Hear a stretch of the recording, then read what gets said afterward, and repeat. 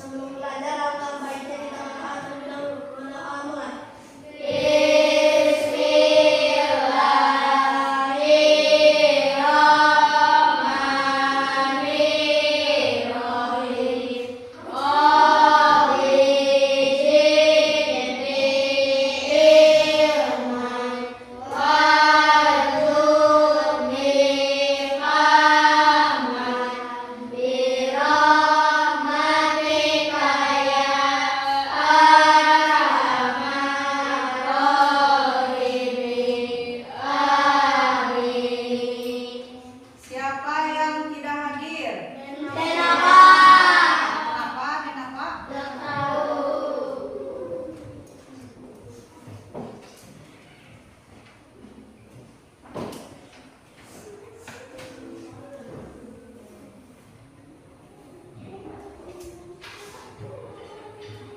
Sudah siap belajar?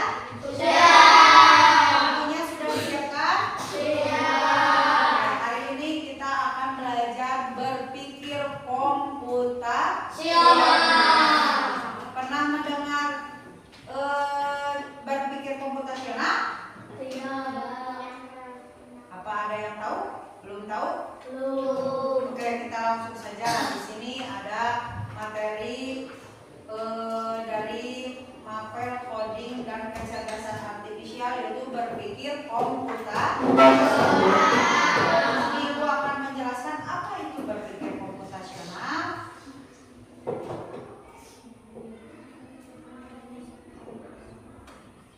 Nah, berpikir komputasional itu adalah cara cerdas untuk memecahkan masalah seperti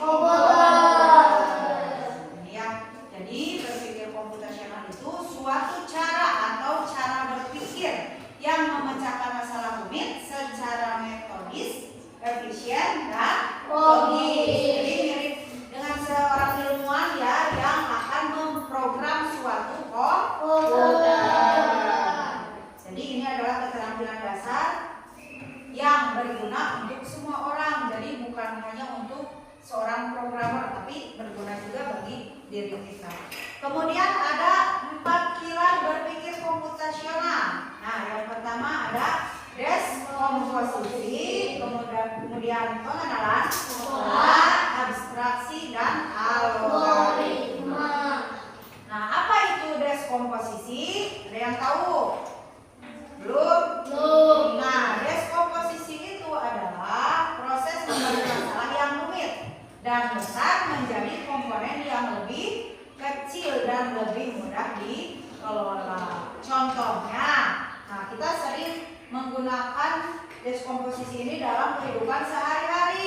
Misalkan membuat nasi goreng. Berarti kalau membuat nasi goreng itu kan harus menyiapkan bahan-bahannya. Apa saja bahan-bahannya? Tentunya ada nasi, ada apa lagi? Bumbu, yaitu ada telur, kemudian kecap, itu kan sudah termasuk bumbu. Jadi di dalam bumbu itu ada bawang merah, bawang putih, kecap, penyedap, garam, ya, dan lain-lain. Nah, kemudian caranya, terlebih dahulu kita harus mengiris bumbu. Tadi mengiris bumbunya apa saja? Bawang merah, bawang putih. Kalau yang suka pedas pakai cabai. Kemudian memanaskan panggangan, memanaskan minyak, dan masukkan bumbu yang telah diiris tadi. Nah, setelah tercium aroma bumbunya, baru kita goreng telur. Ya, terus masukkan nasi. Terus tambah penyedap, pakai kecap, pakai garam, pakai apa lagi? Pakai penyedap. Nah, itu disebut dengan deskomposisi. Coba contoh yang lain selain nasi goreng, buat apa lagi? Telur goreng, sate, apa lagi? Mie goreng. Apa lagi? Membuat sup, apalagi? Membuat opor bisa. Nah, itu ya. Jadi itu adalah deskomposisi. masalah yang kita lakukan sehari-hari. Kali ini membuat nasi goreng, membuat sop, membuat sate, ya, membuat kopi, membuat dadar telur, ya, dan lain-lain. Itu disebut dengan deskomposisi. Kemudian yang kedua ada pengenalan pola. Nah, pengenalan pola. Jadi kemampuan untuk mengidentifikasi pola, tren atau paralel dalam data atau di antara masalah-masalah kecil yang telah dipecahkan. Tujuannya membuat solusi menjadi lebih efisien. Contoh, nah, saat membuat nasi goreng, langkah menumis bumbu memiliki pola yang sama dengan cara memasak masakan yang lain. Kan sebelum menggoreng nasi goreng harus memanaskan minyak, terus memasukkan bumbu, kemudian aduk hingga rata, aduk hingga harum. Nah, pola ini juga digunakan pada saat kita memasak yang lain. Ini kan cara menggoreng nasi goreng, jadi ini juga bisa digunakan untuk memasak capcay atau memasak apa lagi? Pecai. Masak apa lagi? Tumis-tumis, ya. Jadi tiap mau menumis pasti panaskan minyak, masukkan bumbu, aduk hingga wangi. Nah, itu adalah pengenalan pola. Nah, jadi dia cara masak nasi goreng, cara masak capcay. Ya, polanya adalah panaskan minyak, masukkan bumbu, aduk hingga wangi.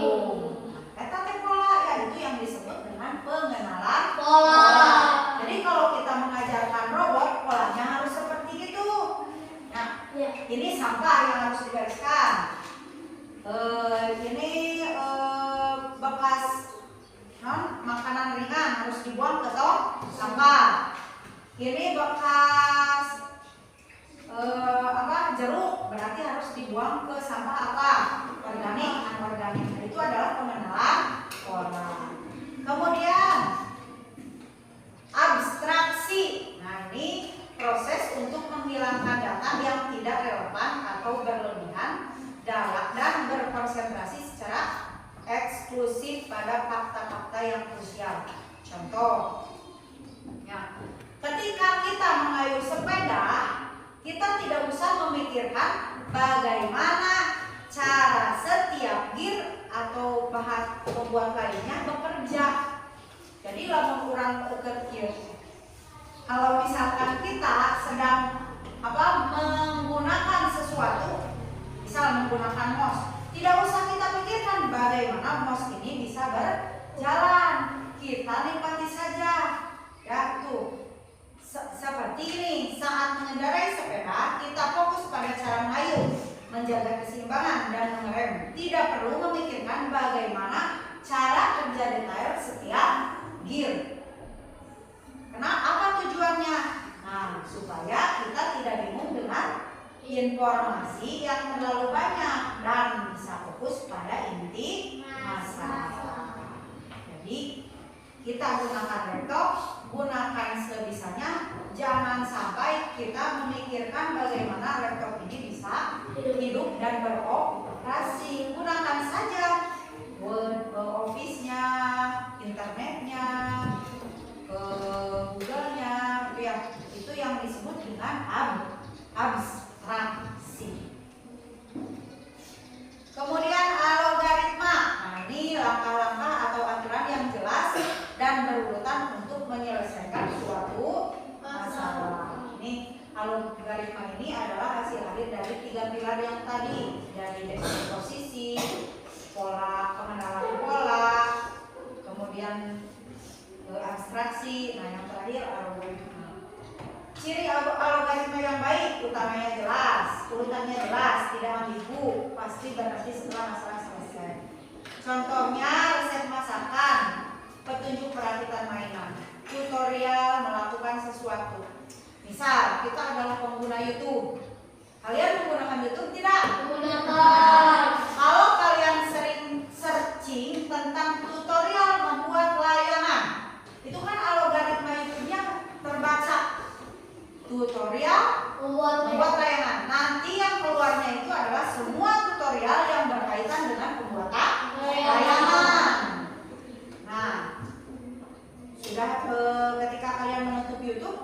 kemudian membuka kembali, maka nanti yang akan keluar kebanyakan adalah tentang tutorial.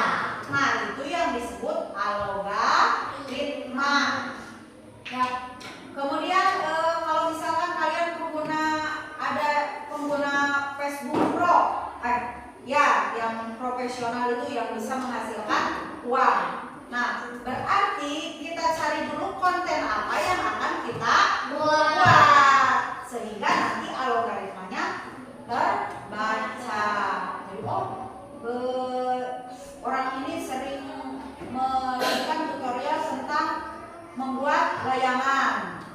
Berarti nanti semuanya tentang layangan sehingga algoritmanya terbaca. Nah, itu yang disebut dengan algoritma. Jadi kita harus urutannya harus jelas ya, tidak ambigu supaya nanti supaya terbaca dengan baik. Nah, itu adalah 4 pilar dari kecerdasan artifisial. Kemudian contoh penerapannya. Nah, contoh penerapannya mencari materi. Misal kita mencari materi mulut atau organ pencernaan manusia, organ pernapasan manusia. Terus membuat slide presentasi, mendesain tampilan slide ya.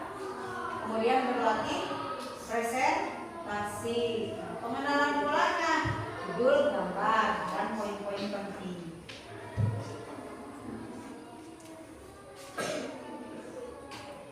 Nah, apa itu manfaat berpikir komputasional? Manfaatnya banyak. Yang pertama, melatih kemampuan berpikir logis dan terstruktur. Sebenarnya kita sehari-hari itu sudah melakukan konsep dasar KA ya. Misal mencuci baju menggunakan mesin cuci, kan ya, itu kegiatan sehari-hari. Atau menyapu halaman atau menyapu rumah, sebelum dipel harus disapukan terlebih dahulu. Itu yang sering dilakukan sehari-hari. Kemudian membantumu merencanakan sesuatu dengan lebih efektif dan efisien. Jadi kalau misalkan mau membuat nasi goreng, kita harus ada dulu apanya? Bumbunya. Kalau tidak ada bumbu, pasti tidak bisa.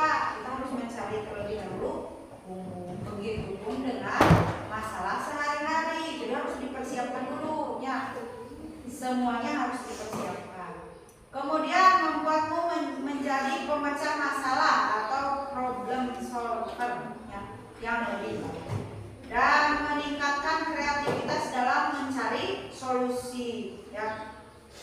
Dan terakhir, menjadi fondasi penting jika kamu tertarik pada bidang sains, teknologi, teknik, dan matematika di masa depan ya. Jadi untuk berpikir komputasional itu nanti ada urutannya ya. Jadi berurut, tidak acak-acakan.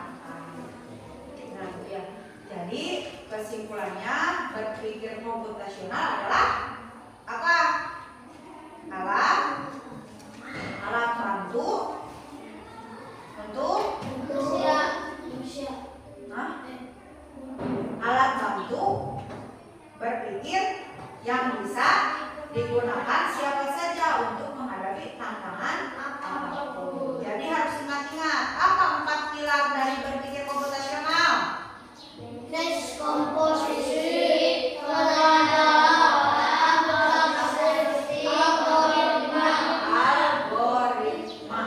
Nah, itu adalah 4 pilar berpikir komputasional. Nah, sekarang kita akan mencoba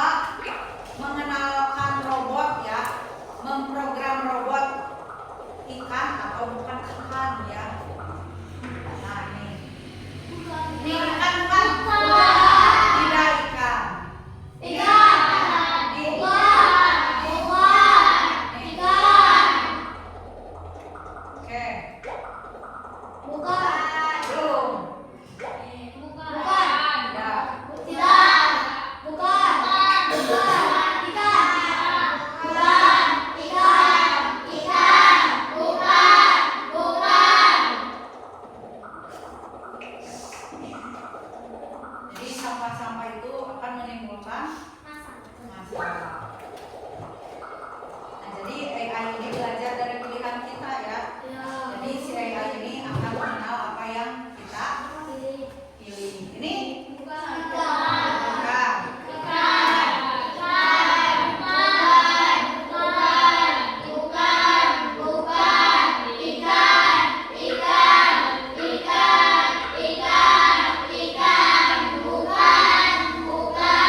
bukan. Ya. Jadi nanti semakin banyak data yang diberikan, maka AI ini akan semakin banyak yang dipelajari. Ya. Kita lanjutkan. Ini sudah 30 pembelajaran untuk AI-nya ya. Kita lanjutkan lagi 5 lagi. Ini apa? Ya.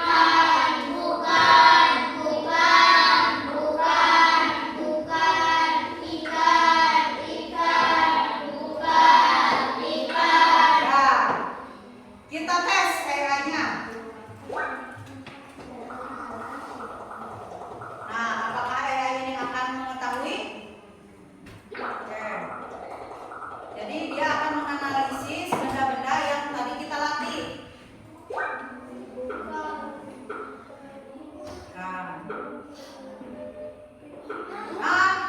Salah.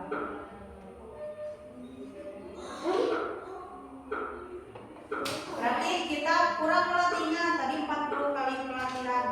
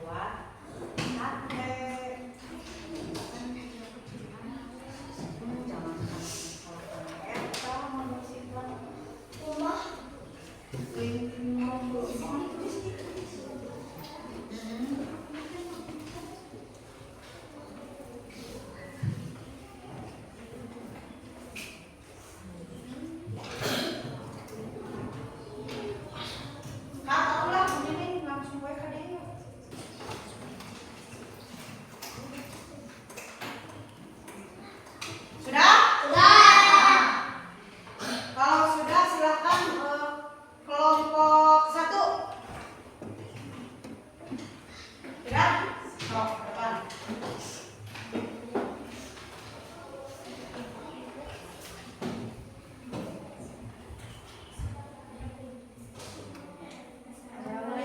warahmatullahi wabarakatuh. Waalaikumsalam warahmatullahi wabarakatuh. Kami akan mempresentasikan dari kelompok 1. Nama kelompok Alwi, Sinta, Edi, Randy, Gio.